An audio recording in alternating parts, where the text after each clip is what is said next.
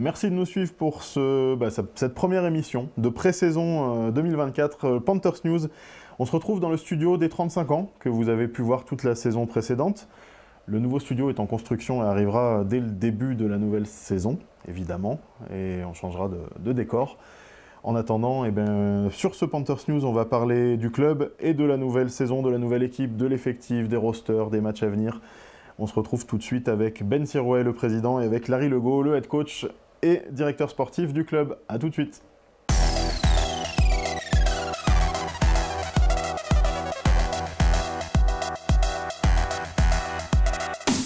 On accueille tout de suite notre premier invité. Vous avez l'habitude de le voir sur le studio et vous allez encore le voir cette saison forcément. Ben Sirouet, président du club. Bienvenue Ben. Bonsoir Aurélien. Merci d'être avec nous. On va commencer par un point global sur les objectifs du club pour 2024 puisque la saison... Alors la saison a commencé pour certaines catégories du club évidemment, donc on va dire 2023-2024, les objectifs dans la globalité du club. Ouais, alors ils sont multiples et je dirais que le premier est le plus important puisque on fonctionne depuis plusieurs années maintenant sous forme de mandat de 4 ans avec un projet associatif et sportif de 4 ans et on arrive donc à la toute fin de cet exercice de 4 ans et donc on travaille déjà sur le prochain, donc il y aura une assemblée générale fin février qui va redéfinir vraiment les objectifs au sens large du club pour les 4 années à venir, avec les axes de développement, ce qu'on veut améliorer, ce qu'on veut modifier, ce qu'on veut changer. Donc ça c'est vraiment une phase de réflexion qu'on va entamer là dans les semaines à venir. Donc ça c'est très important. Mais si on parle vraiment du court terme, il faut continuer à asseoir ce qui fonctionne bien. Donc la structuration du club, le professionnalisme du club sur la partie technique et administrative, poursuivre le développement de partenariats avec le monde de l'entreprise, mais pas que, le monde associatif qui nous entoure, les collectivités. Voilà, il faut vraiment continuer à asseoir ça parce que tout est toujours un peu fragile, hein, tout est un monde en mouvement, comme on dit.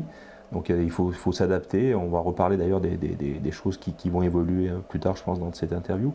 Mais voilà, c'est poursuivre sur quoi on a construit ce club depuis quelques années et avec les résultats qu'on a, que ce soit, je ne parle pas que des résultats sportifs, mais aussi des résultats en termes d'accroissement du nombre de licenciés, etc. On se dit qu'on est quand même sur la bonne voie, donc il faut perpétuellement ajuster et essayer d'améliorer les choses en fonction de l'évolution de l'économie, de la société, enfin tous les facteurs qu'il faut prendre en compte. Des partenariats, tu viens d'en parler, mais aussi une implantation locale assez forte. Ça, on sait que c'est la force vraiment des Black Panthers. Et justement, avec la période de Noël qui arrive, la traditionnelle collecte de jouets va être renouvelée du 9 au 19 décembre, dans 2 points différents. Ouais, c'est la nouveauté de cette année. On a essayé de faire participer des partenaires du club qui sont très sensibles à ces actions de solidarité, tout simplement, et de citoyenneté. Donc on a 2 enseignes, un groupe AMA qui va permettre de récolter des jouets pendant toute cette période-là. Donc je rappelle des jouets neufs, non emballés, puisqu'il faut qu'on les emballe nous, enfin c'est surtout les petits bouts qui vont s'en occuper, l'association partenaire de cette opération. La collecte de jouets est au profit des petits bouts du Léman. Des petits bouts du Léman, qui est donc une association qui œuvre au sein de l'hôpital, des hôpitaux du Léman, pour la pédiatrie. Et la deuxième enseigne, c'est Intermarché à linge qui rejoint le club partenaire d'ailleurs par ce biais-là et par d'autres biais qui ont vraiment apprécié. On s'était rencontrés justement lors de la collecte précédente de jouets, parce qu'ils avaient fait aussi une action de leur côté. Puis en fait, on s'est retrouvés ensemble à dire autant faire tout ensemble. Et donc voilà. Et ça a permis de les faire rentrer vraiment dans le club partenaire en plus. Donc vous voyez, des fois des actions tout simplement caritatives de solidarité amènent à d'autres aboutissements. Donc c'est très bien. Et puis, je ne sais pas si tu voulais en parler, mais on a donc une soirée spécifique au stade. On a 2 rendez-vous même. On a 2 rendez-vous, où au stade, le 15 décembre, de 17h à 19h, on recevra le public au stade. On va mettre un beau sapin de Noël dans notre petit village à l'entrée du stade. Et puis, on aura la possibilité donc de venir avec son jouet. Et puis, on vous offrira le verre de l'amitié et certainement le chocolat chaud, le vin chaud, ce qui est de saison à cette période de l'année. Exactement, donc ça ce sera au stade de 17h à 19h le 15 décembre et on peut le dire, ce sera suivi par la soirée des bénévoles du club puisque les bénévoles sont une pièce importante de tout cet engrenage qui fait fonctionner le club. Donc tu leur rends, parce que c'est toi le président, tu leur rends un peu cet hommage Ouais. au moment de Noël. Ouais, ça va au-delà du. Historiquement, c'était une soirée liée pour les bénévoles, mais le club a évolué de façon aussi professionnelle, donc on a aussi des salariés dans la structure. Aussi. Mais c'est aussi l'occasion de faire la soirée du personnel en même temps, on peut dire comme ça, mais de mixer les deux entités, bénévoles et salariat, parce que de toute façon, ils sont amenés à bosser toute l'année ensemble, donc autant qu'on les réunisse ensemble pour un moment de convivialité. Donc en fait, c'est la grande journée, la grande soirée du club pour cette fête de fin d'année avec effectivement des bénévoles, mais aussi des salariés et des amis aussi qui sont très très proches du club et qui aident entre autres les bénévoles. On va citer l'entreprise Butet qu'on invite puisqu'ils financent une partie du matériel qu'on met à disposition des bénévoles, donc il est tout à fait naturel de les avoir à nos côtés ce soir-là. Évidemment. Donc ça, ce sera le 15 décembre. Le lendemain, samedi 16 décembre, on se retrouvera en fin de matinée, en dehors de Thonon, mais ce sera, tu viens d'en parler, à Linge, Intermarché à Linge, avec Blacky et des joueurs des Black Panthers qui seront là de 10h à midi pour booster un petit peu cette collecte de jouets et pour une séance photo avec eux. Voilà, ça sera la dernière ligne droite puisque les cadeaux seront remis aux hôpitaux du Léman le 20 décembre. Donc voilà, ça sera en gros là où les dernières journées de pouvoir déposer ces jouets donc à Intermarché à Linge. Et donc effectivement, là on a dit on fera venir Blacky et puis quelques joueurs pour un peu booster, faire la photo souvenir avec le trophée du champion de France. Et oui, mais c'est vrai qu'on l'a au club, on le voit passer un peu partout depuis la victoire. Et c'est très bien parce que ça réjouit tout le monde, une petite photo avec le trophée, avec des joueurs en plus. Alors là c'est parfait, c'est le top. Ne le ratez pas, profitez-en. Intermarché à Linge, le 16 décembre de 10h à midi. Alors, ce trophée on ne le gagne pas n'importe comment, Ben, il y en a besoin de partenaires, forcément. Ouais. Donc des partenaires importants qui sont sur le maillot, on peut en parler. Ceux de 2024, ils sont déjà fixés? Oui, tout est fixé. On va faire d'ailleurs la présentation des maillots dans cette émission, je crois. Et oui, alors il y a des nouveaux partenaires. Sur le maillot, c'est quelque chose d'assez stable, à part un mouvement. Mais ce qui est intéressant, c'est qu'effectivement, un titre de champion de France, c'est pas anodin et donc ça attire de nouveaux partenaires. Et on a eu l'arrivée de vraiment d'importants partenaires. Qui ne vient pas seulement pour donner un coup de boost financier, mais qui vient qu'un vrai projet pour le club. Okay. Donc on aura l'occasion d'en reparler, mais c'est autour de la société Nicomatic. Nicomatic qui est donc établie à Bon-Chablais, juste à côté de Thonon, et qui est un leader dans l'électronique. Et on va mener ensemble un projet qui est tout à fait innovant autour du e-sport, on peut dire l'annoncer. Mais je vous préviens, ça va être quelque chose d'assez colossal. On réservera une émission juste pour parler de ce projet, puisque c'est un gros projet, puis on invitera des gens de Nicomatic pour nous en parler. Tout à fait. D'autres nouveaux partenaires que tu voudrais saluer, peut-être? Oui, effectivement, il y a toujours l'arrivée. J'ai parlé d'Intermarché à Linge. Oui. J'ai l'enseigne Carrefour aussi qui va refaire son retour au sein de l'enseigne. Donc là, c'est de la grande distribution, mais qui sont sur deux secteurs du Chablais différents, donc il n'y a pas d'amalgame. On a effectivement aussi des mécènes. On en parle souvent peu, mais ce sont ces actes qui sont aussi importants, où il n'y a pas forcément de la visibilité, mais il y a du moyen financier. Alors derrière, évidemment, il y a des défiscalisations, c'est quelque chose qui est prévu par l'État et qui est fait pour ça. Donc beaucoup d'actes de mécénat d'assez bon niveau, donc qui nous permet d'avancer aussi financièrement, de s'asseoir financièrement et de financer nos actions, les salaires et d'avancer pour aller chercher, parce qu'on n'a pas parlé de cet objectif sportif, mais d'aller chercher bien sûr un nouveau titre de champion de France et peut-être un titre européen, puisqu'on participera à la CEFL, qui nous a échappé de peu l'année dernière. De très peu, et on s'en souvient encore. Peut-être l'occasion, Ben, je vais le faire, mais de remercier évidemment tous les partenaires. On ne peut pas tous les citer dans une émission, puisque c'est plus de 100 partenaires. Entreprises, mais on les remercie tous, parce que chaque partenaire est important, évidemment, quelle que soit sa participation. Ce qui est remarquable, je te coupe, ce qui est remarquable, c'est la fidélité de ces partenaires.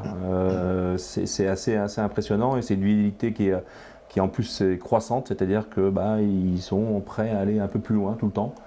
Donc à chacun son niveau, il n'y a pas pareil d'amalgame entre les partenaires, tout le monde est ici logé à la même enseigne. Alors la visite est différente en fonction des moyens, mais on est traité de la même façon. Donc merci pour la fidélité et merci surtout pour la mise en réseau, parce qu'aujourd'hui, presque l'intégralité des nouveaux partenaires qui rentrent dans le club sont amenés par d'autres partenaires, ce qui est complètement sain et vertueux, puisque le boulot est déjà fait. Et au cas où certains spectateurs seraient chefs d'entreprise ou décideurs dans une entreprise, évidemment, la porte n'est jamais fermée. Et Tout à fait. tout nouveau partenaire est le bienvenu. Tout à fait. On va marquer une petite pause, Ben, Ouais. et on se retrouve dans quelques secondes pour parler des événements de la saison notamment. Volontiers. A tout de suite.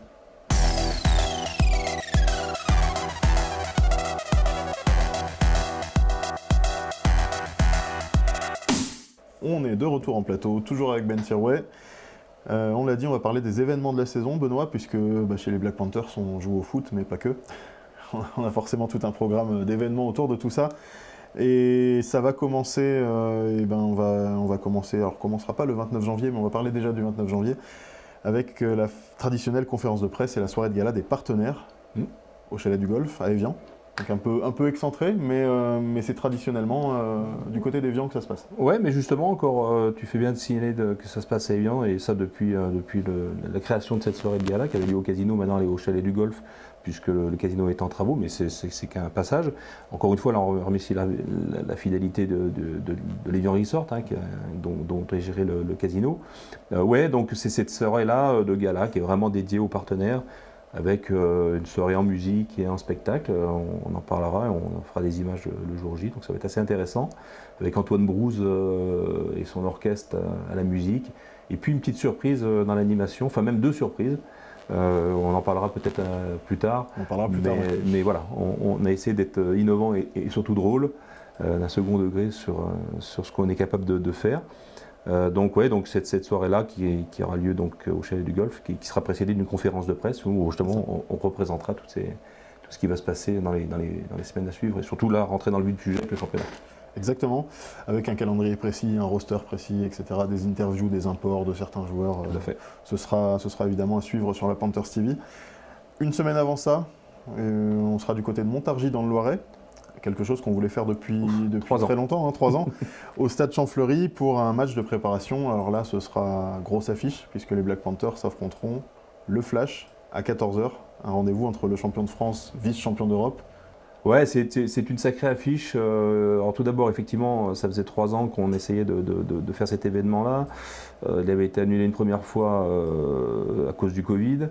En tout cas, c'est une période un peu compliquée. La deuxième fois, là, c'était plutôt financier. La mairie de Montargis avait levé le pied au dernier moment parce que, juste titre, parce que c'était le fameux moment des annonces de l'explosion des coûts de l'énergie. Donc ils se voyaient mal présenter un match de gala et dire aux associations locales de dire on va peut-être descendre des subventions. Ça n'avait pas trop de sens. C'était tout à fait donc normal. voilà. Donc là on est tous d'accord, et en plus c'est le bon moment puisque j'ai proposé au Flash au mois de septembre d'être notre sparring partner en gros sur cette journée-là. On sait, le Flash, mais Larry en parlera, c'est notre meilleur ennemi, on peut le dire comme ça, historique. Donc et on s'entend très bien, donc même si on fonctionne différemment, les objectifs sont souvent les mêmes. Ça va être un très très beau moment. Ça va être un très beau moment, d'ailleurs on invite nos spectateurs qui pourraient se déplacer jusqu'à Montargis à venir, puisque un match de pré-saison certes, mais un beau match. Et l'entrée sera gratuite, je crois. L'entrée sera gratuite, et puis c'est vrai que le Montargis est juste au sud, d'une heure à peu près du centre de Paris, 1h30 on va dire. Mais il y a tout le côté ouest qui est accessible, de Tours, Orléans, enfin il y a beaucoup de clubs, il y a pas mal de clubs de cheerleading aussi, il y aura 3 clubs de cheerleading qui seront représentés à ce moment-là. Et ce qui est intéressant, et c'est ce qui me plaît aussi, c'est que c'est le club de rugby local qui va l'organiser ce match. Ça, c'est beau. Donc voilà, donc là on est vraiment dans la cohésion du sport dans ce sens large du terme, donc moi ça me plaît, c'est super sympa. Eh bien super, rendez-vous le 21 janvier, 14h à Montargis. Ouais. Il y aura d'autres rendez-vous. Je crois qu'on peut annoncer le retour, après une petite interruption, le retour du snowball, le fameux tournoi sur neige. Et oui, et ça c'est pas le fruit du hasard non plus. On a la chance, c'était toujours en pourparlers, que ça se passe, historiquement ça se passait à Châtel. Oui.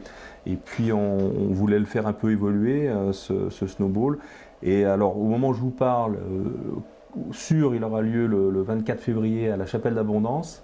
Lieu symbolique pour nous, puisque le fromage d'Abondance devrait nous suivre, le syndicat d'Abondance devrait nous suivre autour du projet du club et de ce projet du snowball. Et peut-être si si le calendrier veut bien nous le permettre, une seconde édition dans cette même année du côté de Bernex. On l'espère. Donc voilà, donc peut-être 2 snowballs dans la même saison, ça serait assez magique. Et encore une fois, c'est l'attractivité du club qui intéresse pour le coup l'Office du tourisme des Pays d'Évian, qui vient de lancer sa nouvelle marque d'ailleurs.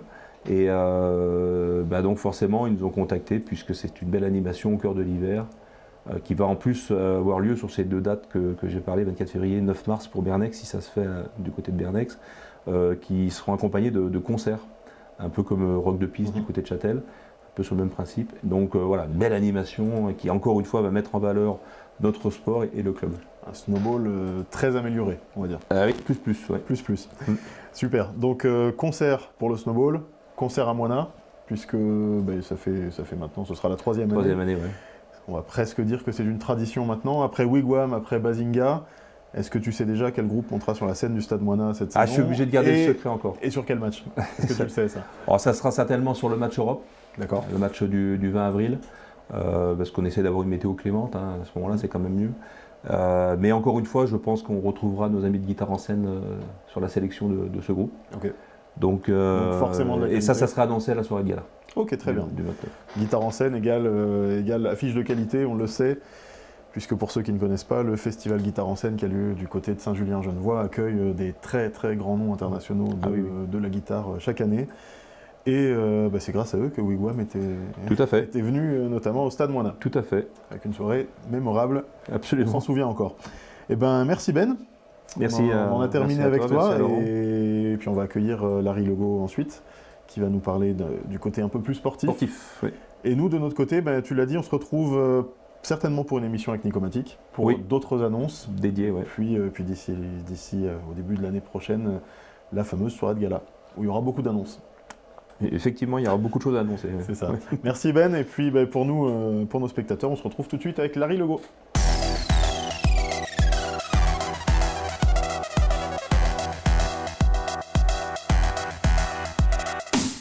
On continue Panthers News en accueillant Larry Legault, head coach et directeur sportif, encore une fois pour cette saison. Bienvenue Larry. Merci. Merci d'être avec nous. Alors, tu sais que les fans des Black Panthers attendent beaucoup de choses en pré-saison, notamment le nom des imports. Donc on va commencer avec ça. Si tu les as déjà, est-ce que tu peux nous dire un mot sur ces imports qui vont arriver, qui vont rejoindre l'équipe? Oui, on a le plaisir d'annoncer le retour de José Tabora Jr. en quarterback. Je pense que c'est une bonne chose pour nous, une excellente chose pour nous, parce que ça nous permet de continuer là où on a terminé la saison dernière. Donc, et on sait tous comment c'est un poste central pour l'attaque et pour une équipe. Et donc ça, c'est une très bonne nouvelle. Et ensuite, on a recruté également un receveur tight end, Odell Turnbull, qui a joué un peu à l'Université de Houston et ensuite à Arizona Christian University, qui est un gabarit important, donc un 95 pour 108 kilos, et qui est un receveur polyvalent, qui va jouer en bout de ligne, en tight end, et également être déployé en tant que slot receiver, c'est-à-dire écarté de la boîte. Donc ça nous donne une cible importante et ça nous donne un bloqueur en coin de ligne qui est assez important à mes yeux pour le jeu au sol. Ok, donc les 2 imports américains, c'est réglé. Des imports européens, peut-être? Oui, on va recruter deux imports européens pour compléter l'effectif. On les annoncera plus tard. Oui, c'est ça. Les choses sont en train de se boucler. Donc on fera des annonces évidemment sur les réseaux sociaux comme d'habitude. Larry, un mot sur le reste de l'effectif, puisque on se souvient qu'en août il y avait un combine avec beaucoup de participants. Il y a certainement eu d'autres négociations en dehors du combine. Qu'est-ce que tu peux nous dire de l'effectif de cette année? Eh bien, l'effectif sera l'effectif le plus complet qu'on a eu depuis quelque temps, parce qu'on est entre 60 et 70 joueurs, qui est pour nous ici un effectif très complet. Le Combine, effectivement, a porté ses fruits. Beaucoup des jeunes qui ont participé au Combine ont décidé de faire partie de l'aventure en 2023-2024. et se sont joints à nous. On attend encore l'arrivée de un ou deux autres joueurs. Mais c'est franchement un groupe très intéressant. Beaucoup de choses à faire avec ce groupe parce qu'avec autant de nouveaux joueurs, eh bien, il faut qu'ils se mettent au rythme de notre façon de fonctionner, d'apprendre nos systèmes, de prendre notre façon de faire les choses. Mais ça se passe très bien jusqu'à présent. Très bien. On va faire une petite pause, Larry, avec des extraits d'interviews qui ont été réalisés au Combine. Donc avec des joueurs qu'on découvrira ou pas dans l'effectif. On verra en fonction des décisions du coach suite à ce Combine. Qu'est-ce que tu es venu chercher au Combine des Black Panthers aujourd'hui? Pourquoi avoir participé? Alors d'abord de la performance, j'avais envie de voir ce que je valais après 2 ans sans jouer au football. Je suis plutôt satisfait. Et aussi pouvoir faire partie des Black Panthers parce que c'est une équipe que je suis depuis un moment, depuis que j'ai commencé le football. Et c'était mon rêve depuis que j'ai commencé le football de jouer dans cette équipe. Donc c'est une opportunité pour moi qui est en or et je me réjouis de pouvoir travailler avec ce club, quoi, vraiment. Si je peux lier une bonne équipe de foot, un bon environnement de vie, let's go, c'est parti, on essaye et on voit ce qui se passe. Hein. Ok, donc tu as essayé aujourd'hui, les tests viennent de se terminer. Ouais. Est-ce que tu t'es préparé spécialement pour aujourd'hui? Oui, ouais. J'aurais pu faire plus, on peut toujours faire plus.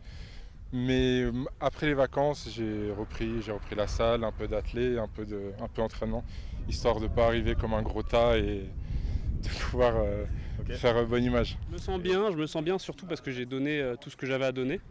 Donc après, si je suis pris, si je ne suis pas pris, disons que ça ne dépend plus de moi. Après, j'ai couru ce que j'avais à courir, j'ai sauté. Voilà, je suis assez content de mes performances. Donc voilà, le reste c'est plus sur mes épaules. J'ai pas fait les résultats que j'attendais par contre, mais oui, je me suis préparé depuis des mois en prévision des combines, sachant pas quand elles étaient, pour travailler les exercices spécifiques. Et puis voilà. Donc, je suis assez satisfait, je me suis senti assez à l'aise. Je ne sais pas si c'est le club, l'environnement ou les coachs ou les gens, mais je me suis senti assez à l'aise, donc je suis content de ma journée, en espérant que ce soit positif et qu'on soit pris. Alors Larry, on a eu une petite confidence pendant la diffusion des vidéos. Ces 3 joueurs qu'on a vus, normalement, feront partie de l'effectif. Oui, je pense que, en tout cas, c'est très bien parti.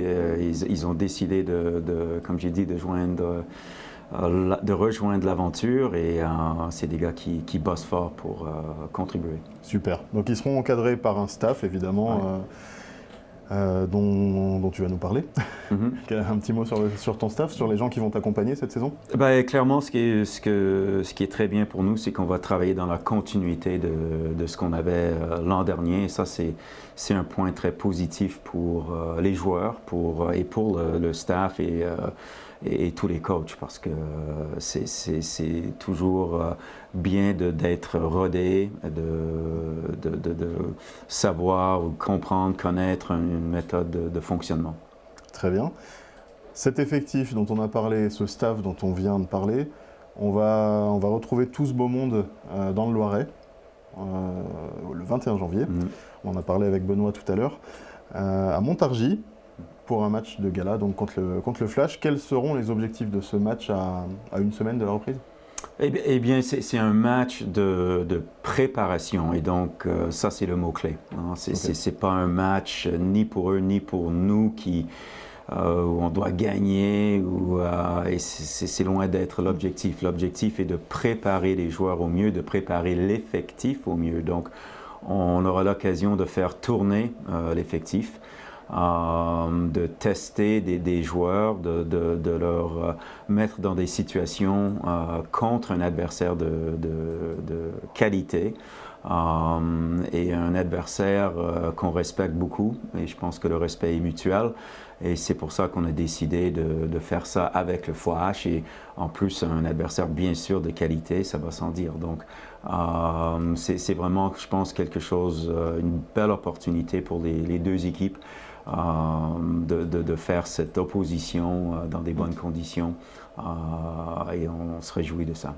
Alors le Flash, on le retrouvera 2 semaines plus tard, si je ne me trompe pas, puisque ce sera 3 semaines, 3 semaines plus tard, voilà. 3 ou 4 même. Ouais. Si tu l'as en tête, tu vas nous parler un petit peu de ce calendrier justement de l'élite. J'ai pas mémorisé le Tu l'as calendrier. pas tout en Je sais tête, qu'on ouvre à Saint-Ouen contre les Cougars et qu'on reçoit le Flash la deuxième semaine. Après ça, j'y pense pas trop. Hein. On va juste dire à nos spectateurs qu'on enregistre cette émission donc fin novembre. Mm. On est encore un petit peu loin, vous êtes dans la préparation. Le calendrier n'est pas dans toutes les têtes encore, mais en tout cas vous y travaillez. Et comme on dit, un match à la fois. Donc, voilà.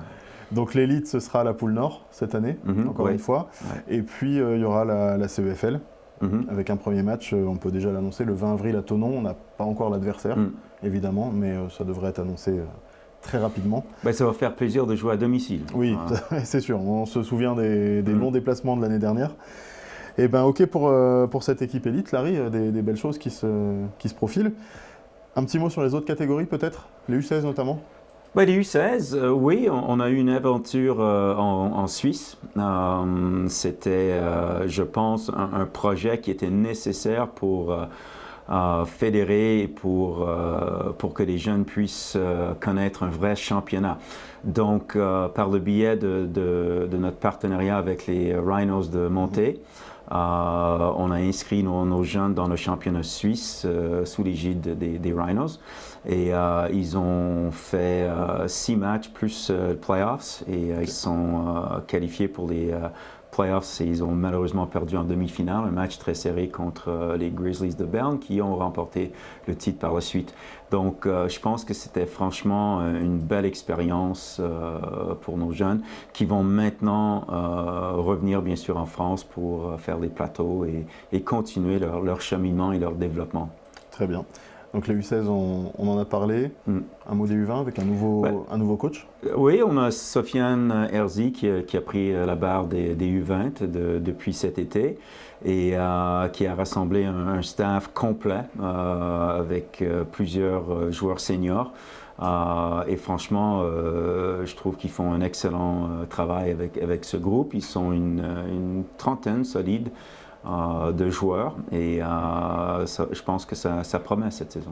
Et puis un dernier mot peut-être sur les tout petits, alors ça fera l'objet d'un 100 yards avec Paul Barillot très prochainement, mais une saison particulière sur les tout jeunes avec des entraînements avec une cinquantaine de... Eh bien, on a plus qu'une cinquantaine de gamins inscrits, ce qui est fantastique et ça faisait partie du projet parce que l'an dernier déjà ils étaient nombreux.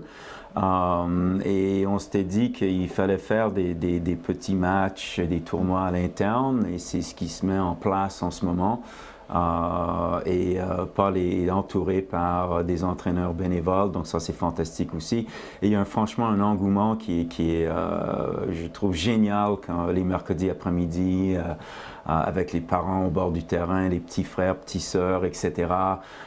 Et je pense que les jeunes s'éclatent et franchement c'est l'objectif premier pour nous. Ouais, ce qui est beau à voir, c'est évidemment il y a cette équipe élite qui est très visible, mais derrière, il y a beaucoup de monde qui arrive et qui suit ce club et qui participe. Eh ben, écoute, merci Larry pour toutes ces infos. On en donnera certainement plus à la conférence de presse début janvier.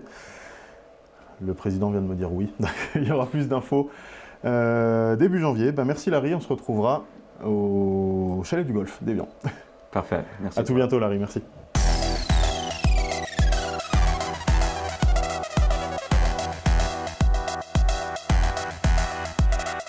Et voilà, on termine ce numéro de Panthers News. Merci de nous avoir suivis. On se retrouvera rapidement pour les prochains rendez-vous sur la Panthers TV avec des 100 yards qui vont arriver tout bientôt. La conférence de presse qui aura lieu fin janvier et le premier J-1. On vous retrouvera la veille du premier match Elite le 2 février 2023 et on sera évidemment accompagné de Delphine qui nous accompagnera encore cette saison. À tout bientôt.